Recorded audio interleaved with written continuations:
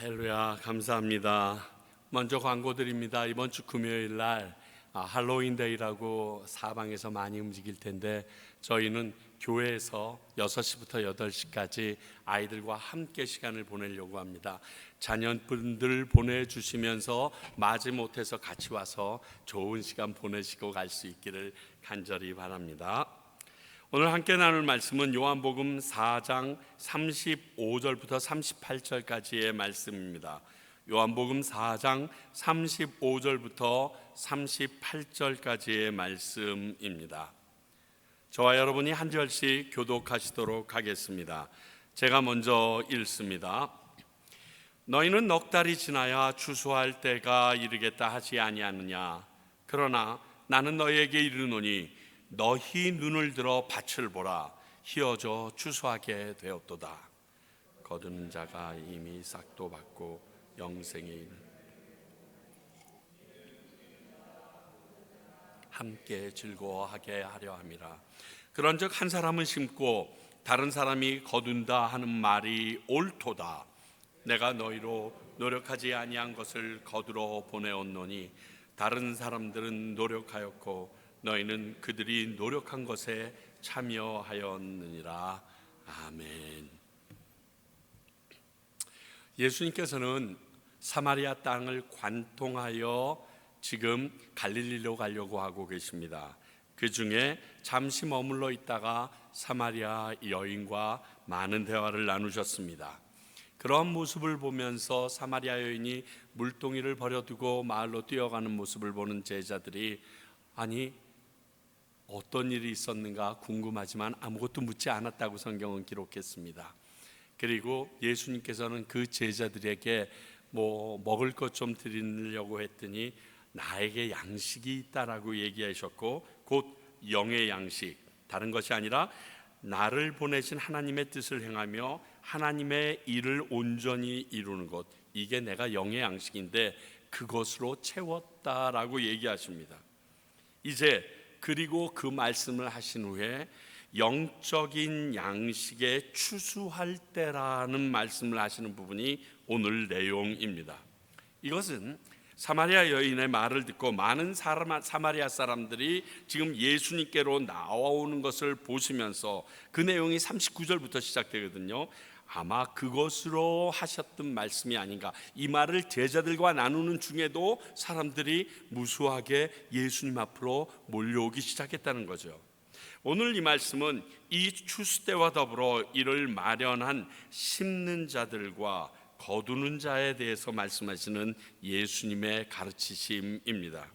우리 이것을 살펴보려고 합니다. 첫 번째는 추수할 때라는 이 시기입니다.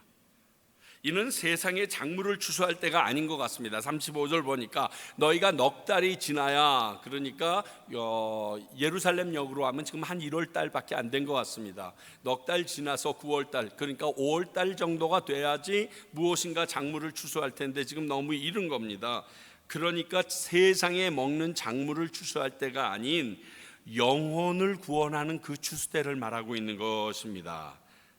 세상을 추수할 밭으로 보고 계시는 그 하나님입니다.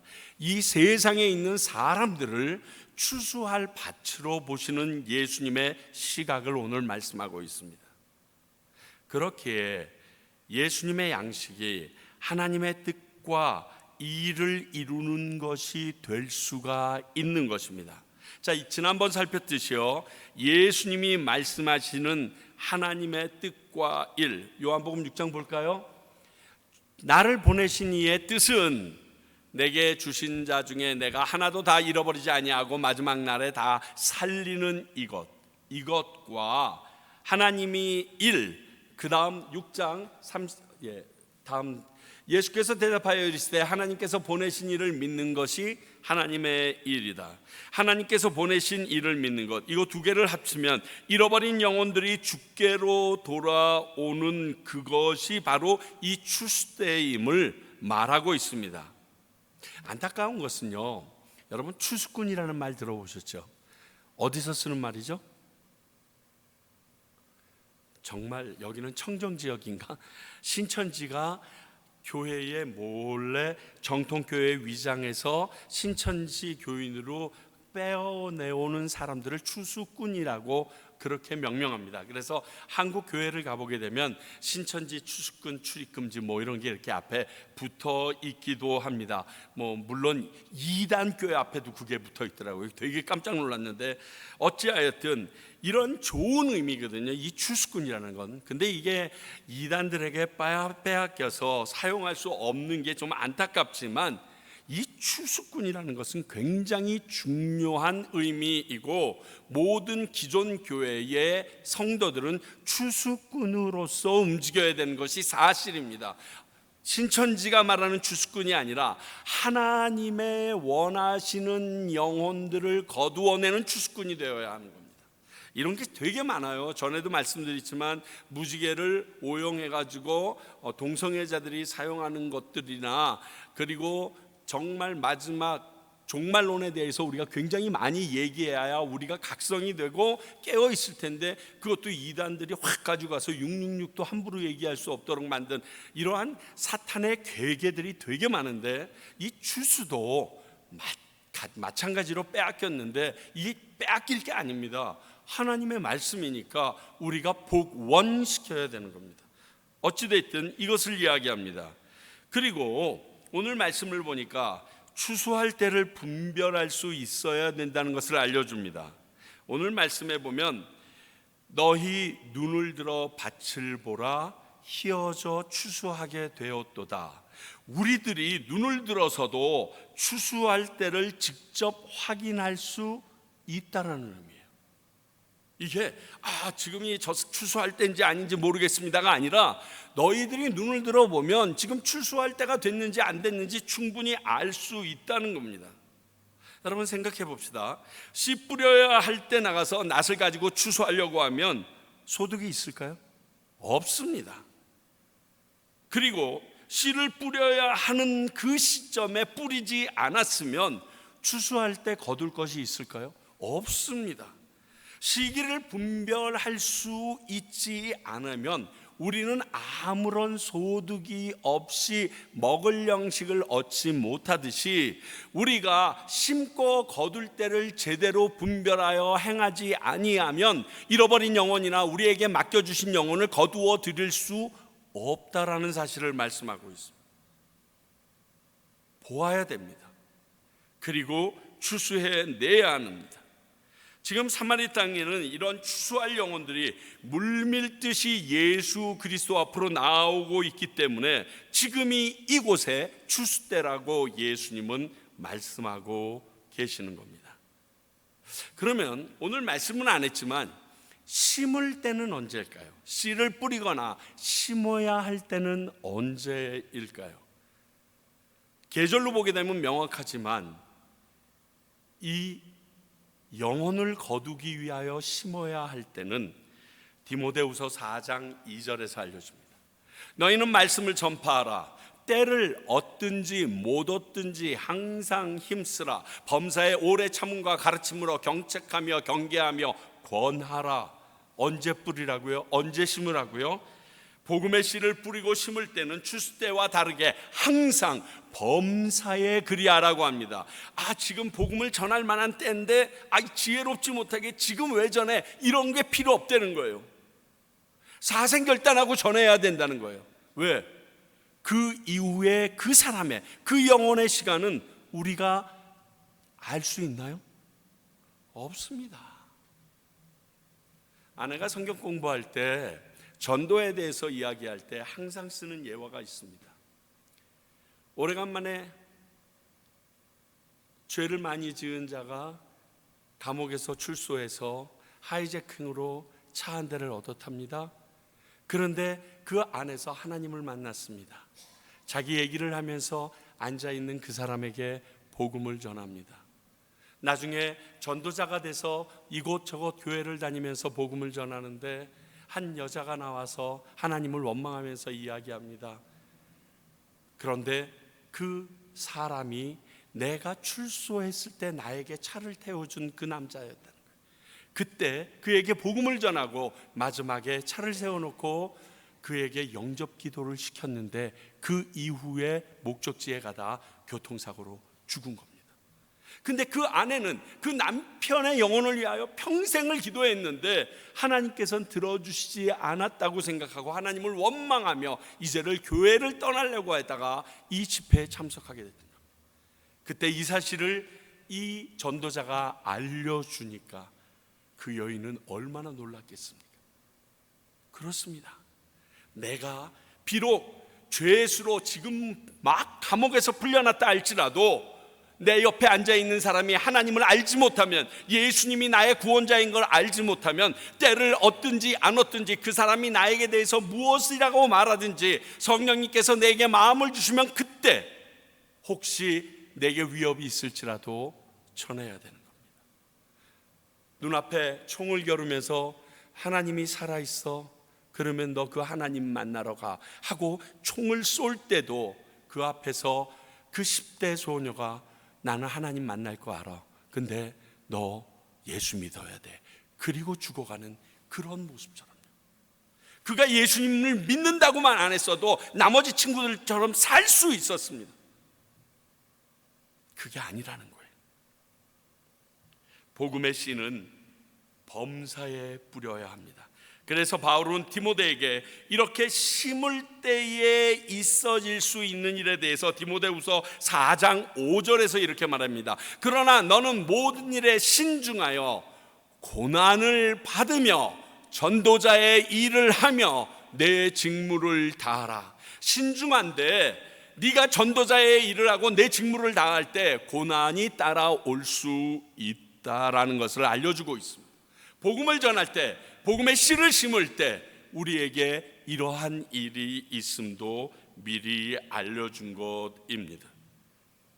그렇게 추수할 때는 심을 때와 추수할 때가 있음을 오늘 말씀을 통해서 알려주십니다. 그럼 두 번째 우리가 생각해 볼 것은 심는 자와 거두는 자입니다. 37절, 그런즉 한 사람은 심고 다른 사람이 거둔다 하는 말이 옳도다라고 얘기했어요. 그런데 더 귀한 것은 이 두 부류가 36절, 뿌리는 자와 거두는 자가 함께 즐거워하게 하려 합니다. 이게 하나님께서 거두며 심는 자가 하나님 앞에서 영혼을 거두고 심을 때 같이 기뻐하게 하신다는 거예요. 이게 되게 중요합니다. 그래서 내가 지금 심을 때이든지 거둘 때이든지 상관없이 이것을 믿고 나아갈 수 있어야 됩니다. 이게 참 중요합니다. 아주 중요합니다. 지금부터 대부분의 시간을 이것에 대해서 얘기할 겁니다. 그 전에 하나님께서 거두게 하셨던 한국 교회의 예를 잠깐 살펴보도록 하겠습니다. 아시는 것처럼 세계적으로 유례가 없을 정도로 빠른 성장을 한 오늘의 한국 교회를 위하여 씨를 뿌린 사람이 누구였을지 한번 생각해 보신 적 있습니까? 모르겠습니다. 종교학자들의 주장과 같지만 한번 넓고 깊게 생각해 보겠습니다. 첫 번째, 가깝게는 조선이라는 땅에 왔던 개신교 선교사들이실 것입니다. 오늘도 아내와 서서평에 대해서 쭉 그 영화를 보면서 얼마나 내가 창피했는지 마지막에 영양실조로 돌아가시더라고요. 가진 게 없어서 담요조차 다른 사람 나눠줘야 되기에 반쪽밖에 없는 채로 돌아가시더라고요. 그런 개신교의 선교사, 또 조선시대 천주교인들 생각해 볼 필요가 있습니다. 말씀드릴게요. 먼저 조선시대의 천주교인들을 보면 대부분 유학자들이었습니다. 성균관에서 했던 유학자들입니다. 그 당시 가장 지혜롭고 똑똑하다는 사람들입니다. 한국은요, 천주교 역사상 가장 많은 순교자를 낸 나라라는 거 아십니까? 유교를 국가의 근간으로 삼았던 조선 조정은요, 4번에 걸친 사화를 일으키면서 모든 천주교인들을 죽였습니다. 한국의 천주교가 전해진 것은요, 유교로 도저히 일으킬 수 없는 나라라는 것을 깨달았던 실학파 유생들이 유학자들을 중국에 보냅니다. 그리고 그곳에 가서 천주학을 배워서 오도록 합니다. 천주학을 배워가지고 온 유생들이 이 일을 이루어낸 것입니다. 이 또한 세계사에 유례가 없을 정도로 조선의 유교가 복음의 씨를 뿌리는 일에 굉장히 많은 역할을 했다는 것은 역설적이지만 가능한 일입니다. 그렇게 됐습니다, 진짜로. 또 한국인들의 종교적 심성, 이것을 형성하는데 2000년 동안 이 조선이라는 나라, 고려로부터 조선에 이르기까지 그 고려 땅이, 고려 때가 더 심했죠. 그때의 불교가 형성했던 사상이 되게 큽니다. 뭐냐면 한국인들의 마음에 천당이니 지옥, 극락이니 지옥이나 하는 개념은 그때 다 들어와 있습니다. 그래서 천만영왕이 뭐니 해서 신의 뭐 어쩌고 이렇게 이야기를 해도 기독교이든 캐톨릭이든 유교든 불교든 한국 사람이면 그것에 대해서 그렇게 부담 갖지 않고 저거는 그럴 수도 있고 그럴 수도 없지만 천국과 지옥에 대하여 거부감이 없이 받아들이게 됐습니다. 이게 2000년의 불교가 우리 한국 사람들의 심성 가운데 심어놓은 또 다른 놀라운 섭리입니다. 그래서 천국의 소망, 보라 천국이 가까워왔다 얘기하셨던 이 예수님의 개념이 한국 사람들이 받아들이는데 굉장히 쉬웠습니다. 배척할 이유가 없었어요. 왜? 그 극락이 목표였으니까. 또 무속신앙, 여러분, 이 무속신앙의 근간이 뭔지 아세요? 기복입니다. 신을 잘 달래면 내가 복을 받는다는 거예요. 이 기복신앙이 우리 대한민국에는 아주 고조선 때부터 지금까지 쭉 자리 잡고 있습니다. 근데 여러분들이 거부한다고 해도 다소 한국의 기독교가 약간 변질된 염려는 있었지만 한국 교회가 급속도로 성장하게 했는데 이 기복신앙은요 굉장히 중요한 자리를 차지하고 있었습니다. 이처럼 우리가 의도하지 않은 또 알 수도 없는 수많은 사람들이 뿌려놓은 이 씨가 나서 자란 열매를 오늘 한국 교회가 추수했다는 거예요. 이건 반문할 여지가 없어요. 너무 명확하거든요. 그런데 누구도 이러한 결과를 예상하고 이렇게 씨를 뿌린 사람은 없어요. 그러므로 이렇게 말할 수 있습니다. 하나님이 하시는구나. 한 사람이 태어나서 자라고 복음을 맞이하게 되는 순간까지 굉장히 많은 시간과 공간 속에서 그 사람에게 영향을 미친 사람이나 사건이나 환경들이 헤아릴 수 없이 많다는 것을 우리는 잘 압니다. 어떤 사람이 교회에 처음 나옵니다. 제가 세교 성경 공부를 할 때 그 사람들의 면면에 대하여 어떻게 교회까지 나오게 되셨고 오늘 이 제 세 번째 과를 하시게 되었는지 얘기를 해보면요, 그분을 위하여 끊임없이 기도했던 그분의 아버지든 할아버지든 그리고 그분의 뭐 동생이든 누군가가 있었다는 사실을 발견하면서 이분이 거저된 게 아니구나, 제가 느끼는 게 똑같다는 사실이에요. 그런데 그 모든 것을 통하여 복음을 받아들일 준비를 하게 하시는 분은 하나님인 거예요. 왜? 이 세상에 어떠한 지혜를 가진 사람도, 얼마나 광역적인 지혜를 가진 사람도 그것을 할 수 있는 지혜자는 없습니다. 그래서 이를 경험한 사도 바울은 초대교회의 전도 상황에 대해서 이렇게 고백합니다. 고린도전서 3장 6절 7절. 나는 심었고 아볼로는 물을 주었을 때 오직 하나님께서 자라나게 하셨으니 그런즉 심는 자나 물 주는 이는 아무것도 아니로되 오직 자라게 하시는 이는 하나님뿐이다. 이렇게 말합니다. 하나님이 하신다는 거예요. 그러나 그 하나님의 일을 돕고 섬기기 위하여 이 사도 바울이나 아볼로도 필요했다는 것이, 이들이 아무것도 안 했다거나 열심히 없댔다는 말이 아닙니다. 그들의 노력도 하나님의 뜻과 어우러졌다는 것을 성경은 분명히 말씀하고 있습니다. 그러니까 이거죠. 우리가 해야 할 부분들은 우리가 해야 하고 그 일을 이루시는 분은 하나님이시다라는 것을 우리는 믿어야 한다는 거예요.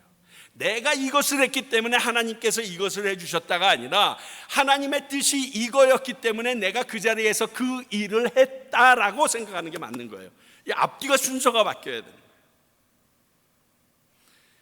거기에다가 하나 더 말씀하시는 것이 각자의 분량과 상이 있다라는 사실이에요. 고린도전서 3장 8절 볼까요? 심는 이와 물 주는 이는 한 가지로되 각자 자기가 일한 대로 자기의 상을 받으리라. 심는 거, 물 주는 거, 열매 거두는 자보다 이들에게도 하나님께서 상급이 있다는 겁니다. 어떤 사람은요, 제가 보니까 거두기는커녕 열매나 꽃조차 구경 못하고 땀만 흘리다가 끝내는 사람이 있습니다. 특히 하나님의 사역에는 이런 사람들이 어마무지 많아요. 안타깝기까지 해요. 정현희 권사님의 소설 양화진 읽어보셨는지 모르겠어요. 그 양화진을 보게 되면 정현희 권사님의 작가의 심정으로 쓴 언더우드 선교사님의 기도가 있습니다. 많은 사람이 이게 언더우드 선교사님이 직접 썼는 줄 아는데 그건 아니고요. 정현희 권사님께서 그가 그 시대에 왔을 때 이러한 답답함이 있었겠구나 하는 그 마음으로 진짜 작가적 창작으로 썼는데요. 그 처음이 이렇게 됩니다. 오 주여, 지금은 아무것도 보이지 않습니다. 이 말로 시작됩니다. 안 그랬겠어요? 조선이라는 나라에 들어왔는데 뭘 해야 될지 모르는 거예요. 뭐부터 해야 될지 모르는 거예요. 아마 과테말라 오셨던 선교사님, 아니 전 세계 열방 가운데 나가시는 선교사님들이 아마 동일한 마음일까요? 뭐부터 시작해야 되지? 이렇게 깜깜할 수가. 그리고 연이어서 이렇게 씁니다. 보이는 것은 고집스럽게 얼룩진 어두움 뿐입니다. 그리고 이제 우리가 무엇을 해야 하나 막막하기만 합니다. 그러나 주님, 우리는 순종하겠습니다 하고 그 기도문을 이어나갑니다.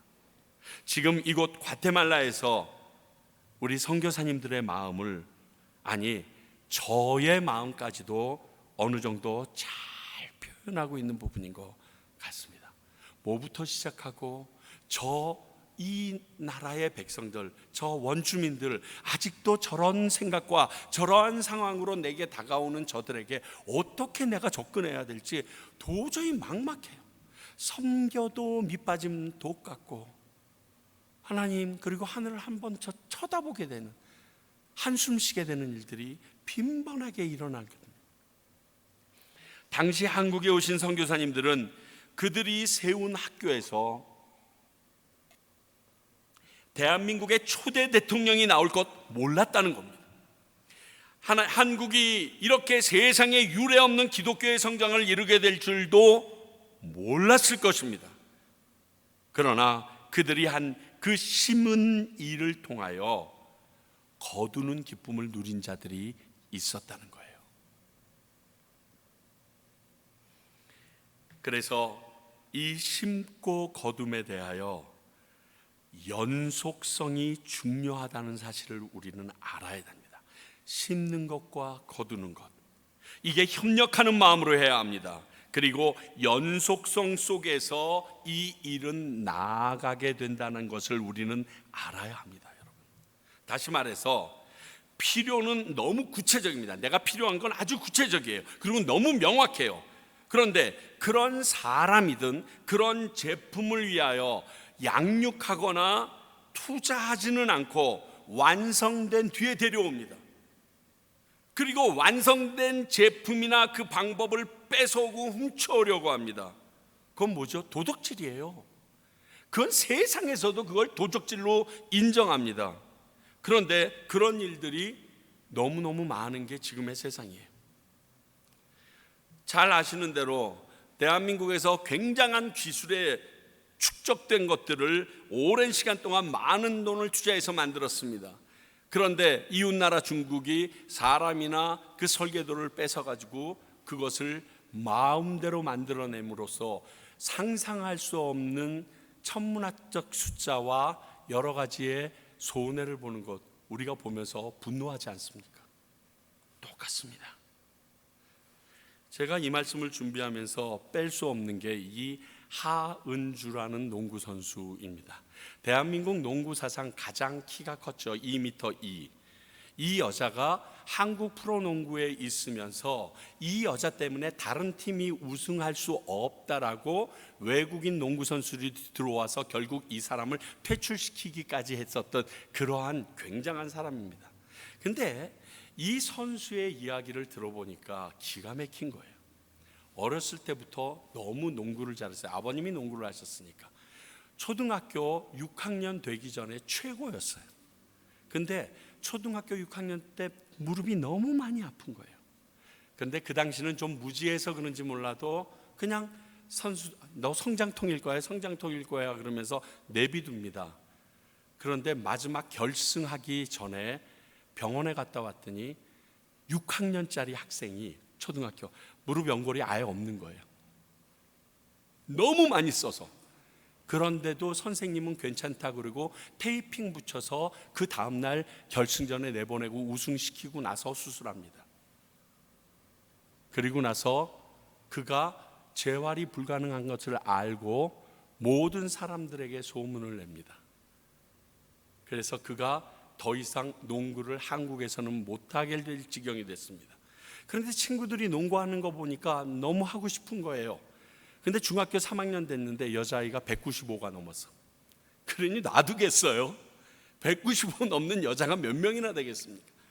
그래서 또 글을 땡겨 쓰려고 그러는데 이 친구가 상처를 받아서 안 하려고 그럽니다. 그랬더니 이 친구가 나중에 할 수 있는 게 전학 가야 되는데 선수 포기각서를 쓰라는 거예요. 중학교 3학년 애한테. 그래서 다른 곳으로 전학 가서 편안하게 학생으로서 살고 싶어서 선수 포기각서를 썼는데 그 얼마 지나지 않아서 농구 선수인 아버지가 가보니까 선수협회에서 한국에서는 농구를 할 수 없도록 제명이 되어 있더래요. 그래서 농구를 하고는 싶은데 공부를 더 좋아했지만, 왜냐하면 지금 박사로서 그 스포츠 재활에서 계속 활동하고 계시거든요. 너무 기가 막힌 거예요. 그래서 자포자기하는 심정으로 일본으로 넘어갑니다. 근데 일본에서는 그를 재활을 해줍니다. 선수 생활과 병행하지만 재활 시스템이 너무 잘 돼서 그를 재활해주고 네가 잘하니까 일본 국가대표까지도 우리가 시켜줄 수 있다. 그가 갔던 모든 곳에서 우승을 휩습니다. 그런데 그가 일본 이름을 가지고 있지만 일본 국가대표가 되었지만 한 번도 일본 국가대표로 출전하지 않습니다. 왜? 한국 사람이 가지고 있는 그 일본과의 그 마음이 있잖아요. 그래서 그가 다시 한국으로 돌아왔는데 그때 모든 문제를 풀고 한국 농구팀에서 서로 데려가려고 싸움이 일어납니다. 그 모습을 보면서 이 하은주라는 선수는 더 마음의 상처를 받습니다. 부상이 돼서 선수의 생명이 끝났다라고 여길 땐 아무도 거들떠보지도 않고 수술을 했는데도 한 명도 오지조차 않았는데 이제 재활이 맞춰지고 쓸만하니까 몰려드는 사람들을 보면서 가슴 아픈 모습을 보입니다. 그럼에도 불구하고 대한민국에서 국가대표로서 아시안게임 금메달까지 끝내게 되죠. 여러분, 완성된 사람만 가져다고 쓰려는 이 모습을 여러분들이 들으면서 어떤 생각이 듭니까? 참 너무 얍상하다. 반대로 영락교회 한경직 목사님께서 이제 본인께서 은퇴해야 될 때가 된 것을 아시고 10년 전부터 사람을 키웁니다. 그게 여러분들이 잘 알고 계시는 박조준 목사님입니다. 미국으로 유학을 보냅니다. 유학을 보내시고 돌아오자마자 우리 신집사님 아버님께서 열심히 그 창립하시기 위하여 수고했던 영은교회 담임 목사로 가십니다. 그 교회에서 훈련을 쌓게 하신 후에 영락교회로 불러들이고 한경직 목사는 님은 빠져버립니다. 그래서 영락교회가 전혀 그 공백을 느끼지 없도록 잘 운영되어져 가게 됩니다.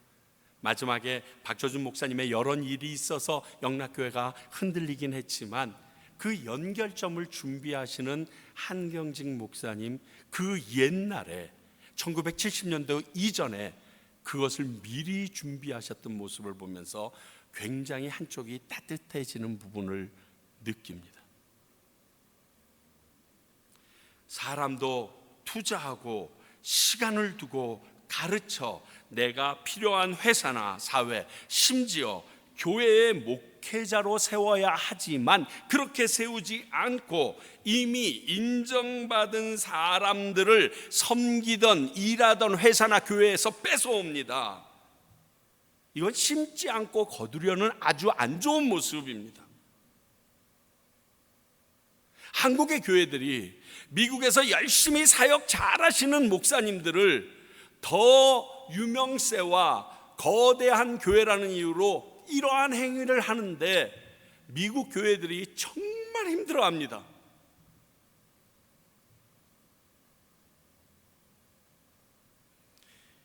그런데 지금 세상은 이런 행위를 지혜롭고 센스 있는 행위라고 박수 쳐준다는 거예요. 갈라디아서 6장 7절 볼까요? 스스로 속이지 말라. 하나님은 없은 여김을 받지 아니하시나니 사람이 무엇이든 심든지 그대로 거두리라. 심지 않았으면 거둘 생각하지 말라는 거예요. 남의 밭에 들어가지 말라는 거예요. 그것은 하나님의 방식이 아니라는 겁니다. 이미 너무 늦었지만 저희 교회도 이런 사람을 키워내야 한다라고 저는 생각합니다. 만약 30년이 넘었으니까 약 20년 전만 해도 이런 사람을 키웠다면 진짜 이 나라에서 그리고 이러한 언어권에서 이러한 이민자권에서 그런 사람을 발굴해서 미국에 유학을 보내고 한국에 유학을 보내고 큰 교회를 섬기게 하고 그렇게 해서 그 사람을 모셔올 수 있었더라면 저같이 부족한 놈은 평강교회 오는 일이 없었을 것입니다.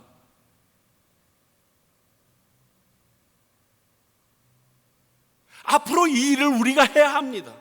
너무 중요한 일입니다, 여러분. 제가 보니까 이 과테말라의 한인교회 8개 중에 아무 교회도 스페니시 퍼펙트하게 하시는 목사님이 한 명도 없습니다. 부목사 중에서 한 분 정도?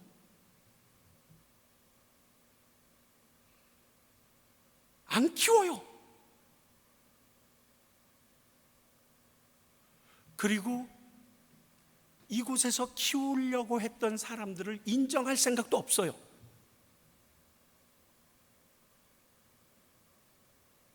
그런데 이 과테말라 땅에 그 모든 것을 갖춰진 사람들이 여러분 같으면 미국에 있겠어요? 과테말라 들어오겠어요?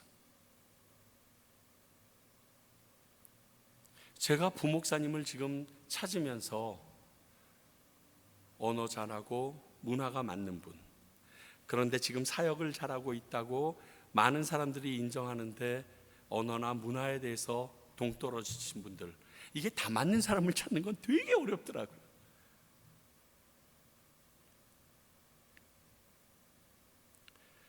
캐나다가 나무를 팔아서 그 나라의 수익의 엄청난 많은 퍼센테이지를 가져옵니다. 벌목이 그 나라의 일입니다. 이쪽 밴쿠버 쪽서부터 저쪽 토론토까지 쭉 나무를 베어가지고 돌아오는 시간까지 약 30년이 걸릴 정도로 그 토지가 넓다고 합니다. 그런데 이 동쪽서부터 서쪽까지 벌목을 할 때 한 곳에서 10그루의 나무를 비면 최소한 2배 이상의 나무를 심어야 되는 법이 있답니다. 그렇게 되고 30여 년이 지나서 저쪽 서쪽 끝에 도달하고 나서 동쪽으로 오면 그 나무들이 빽빽하게 꽉 차 있는 거예요. 그래서 또 잘라내고 또 그렇게 많이 심어 놓습니다. 왜? 30년 뒤에 다시 돌아왔을 때 내가 벌목해서 필요로 하는 것을 얻어야 되기 때문에. 이게 처음이 힘들었겠지. 딱 30년 한 바퀴 돌았더니 어려운 일이 아니더라는 거예요. 모든 것을 하나님의 은혜나 섭리로 치부하고 우리가 노력해야 될 부분을 하지 못하면 결국 그 어려움은 고스란히 우리나 우리 후배들이 다 겪어야 됩니다.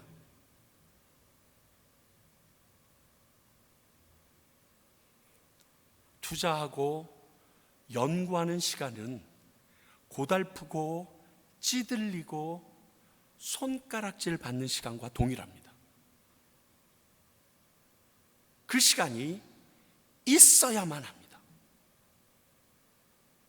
또 하나, 심는 자와 거두는 자가 불공평한 것을 이유로 불평하면 안 됩니다. 사실 이것이 인간의 욕심으로 참으로 어려운 부분입니다. 무엇을 신경 써야 됩니까? 내 때를 인정해야 돼요. 좋은 평가만 받고자 하는 욕심, 내 때에 그 일을 이루가, 이건 욕망이에요. 기도해도 이루어지지 않는 하나님이 잘못됐다고 말해야 하는 내 욕심이에요. 생각해 보세요. 사과나무 같은 경우 내가 심으면 내가 따먹습니까? 거의 따먹을 가능성 없습니다. 내 아들이든 내 자식들, 내 자손들, 손주나 먹겠죠. 그것을 보고 심는 사람이 있어야 하는데 이걸 원치 않으면 무너져 내릴 수밖에 없는 것입니다. 그러므로 오늘 말씀을 보면 영적인 부분에서는 내가 거두어 드렸다고 전적으로 나의 공이 아니고 반대로 내가 보잘것없는 실패자라고 좌절하지 말아야 한다는 겁니다. 그럴 필요가 없어요. 영적인 부분에 대해서는. 앞에서 우리가 함께 불렀던 이 하나님의 열심이라는 찬양, 이거 부를 때마다 제 가슴이 너무너무 아프고 눈물이 납니다. 조금 느린 듯해도 기다려주겠니? 지금 누가 하신 말씀이에요? 하나님께서 이곳에 와서 하나님의 사역을 감당하는 선교사님들이나 목회자들, 그리고 하나님의 사람을 세워보려고 하는, 내 가족을 세워보려고 하는 그 사람, 하나님의 자녀들에게 하는 말이에요. 조금 더딘 듯해도 믿어줄 수 있니? 네가 가는 그 길 절대 헛되지 않으니 나와 함께 가자. 앞이 보이지 않아도 나아가 주겠니? 이해되지 않아도 살아내 주겠니? 너의 눈물의 기도 잊지 않고 있으니 나의 열심으로 이루리라. 내게 그 땅을 부탁한다.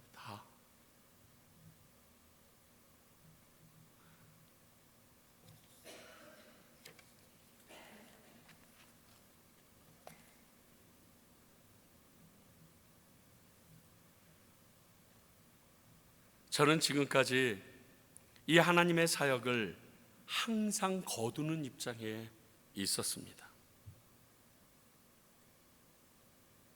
내가 아는 사역이 큰 부흥과 영향력을 일으키고 주목받았을 때 내가 교만했던 적이 있었습니다. 그래서 어쩌면 저럴 거면 목회 그만두지, 이런 생각을 했을 적도 있었습니다. 다행히 하나님께서 저에게 은혜를 일찍 베푸셔서 목회 초기서부터 이것이 내 능력이 아니고 하나님의 전적인 은혜라는 것을 아주 뼛속 깊숙이 알려주셨습니다. 그래서 그분들이 좌절하거나 무너지지 않도록 그분들을 여러 방면으로 섬기는 일들을 시작하도록 저에게 말씀하셨고 그 일을 계속해 왔었습니다.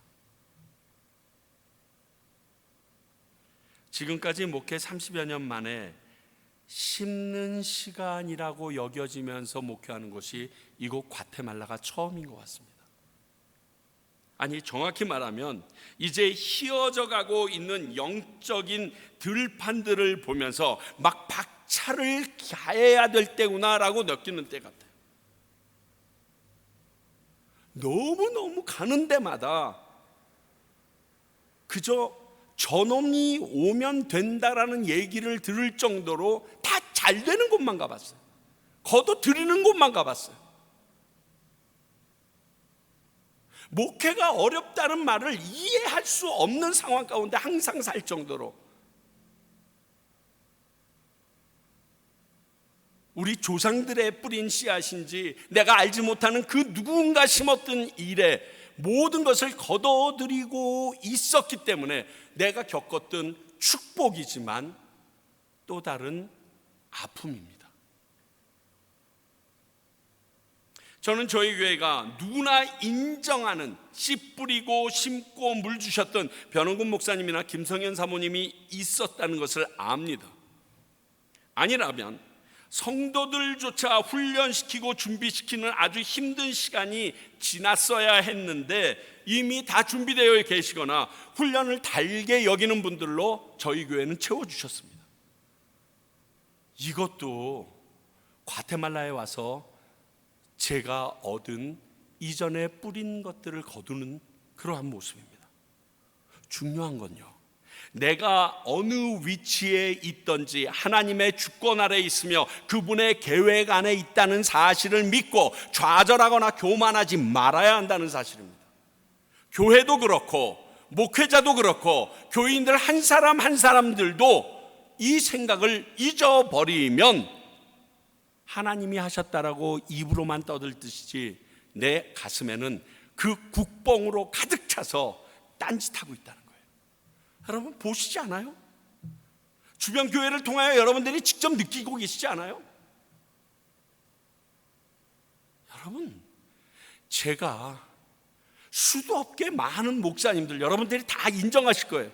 수많은 교회와 수많은 세상의 거장이라고 하는 목사님들을 다 살펴봤는데 한마디로 똑같이 얘기합니다. 나는 내 교회가 이렇게 될지 몰랐어. 내가 이렇게 세상에서 인정받을 수 없었어. 이 말은 모든 목사님들이 다 하십니다. 우리가 흔히 매스컴에서나 볼 수 있는 그 목사님들이, 그 교회를 섬기시는 분들이 똑같이 얘기합니다. 누가 하신 거예요? 하나님 하셨는데 교만 떨 게 뭐가 있어요?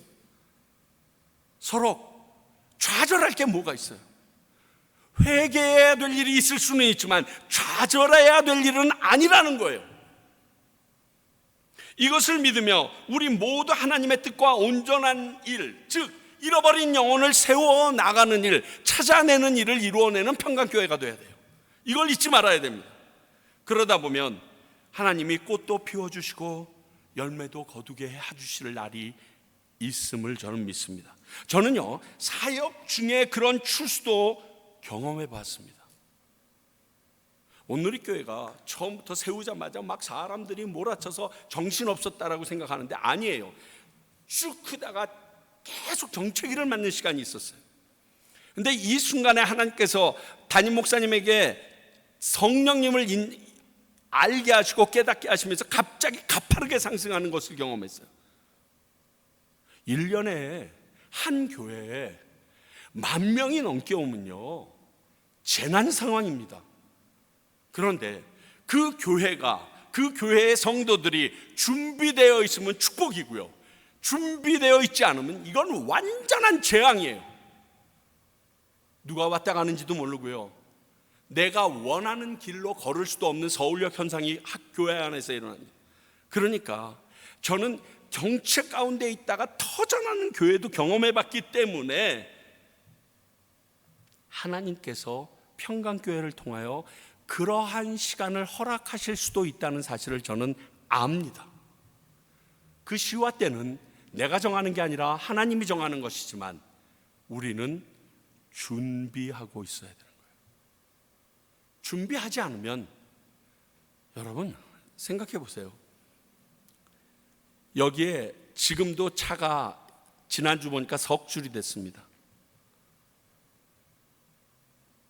이 교회 자리에는 5분의 1도 안 찼는데 재앙 상황입니다. 재앙. 우리가 그 모든 것들을 받아들일 준비와 모든 교인들의 넉넉한 하나님 아버지의 마음, 예수 그리스도의 마음으로 준비되어 있지 않으면 그것 하나님께서 안 허락하십니다. 누굴 위해서? 우리를 위해서 안 허락하세요. 와, 오면 다툼이 일어나는데, 오면 분란이 일어날 수밖에 없는데, 정리가 되지 않는데,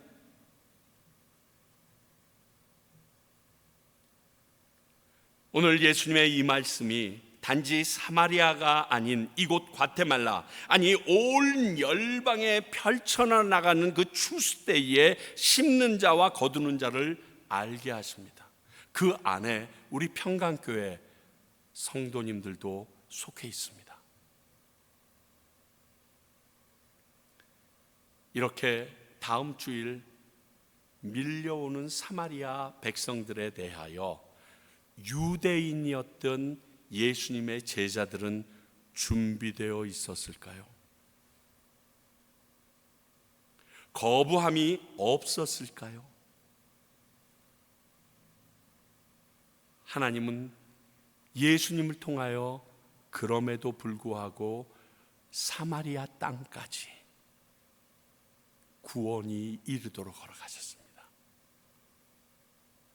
그 놀라운 하나님의 뜻을 계승할 수 있는 우리 과테말라 평강교회가 되기를 소원합니다.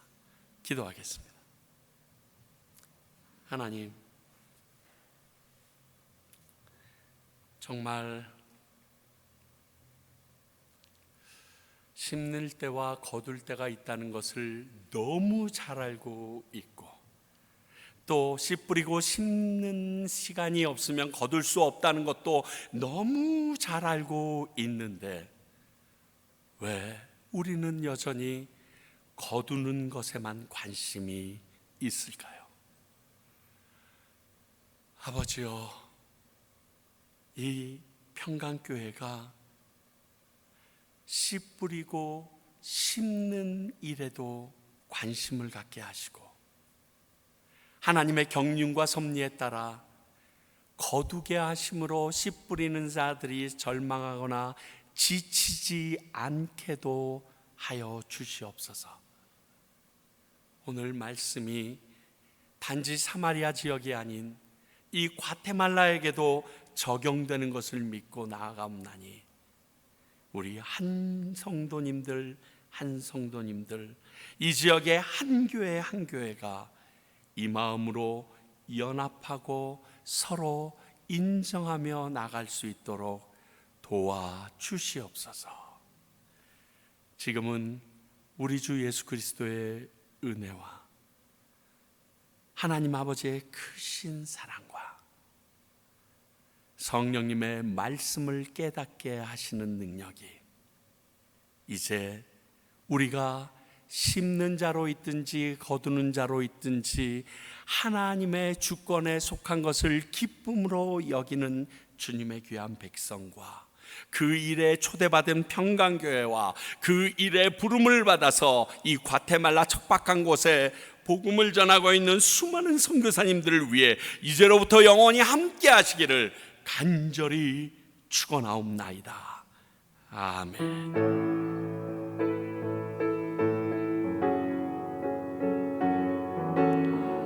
아버지,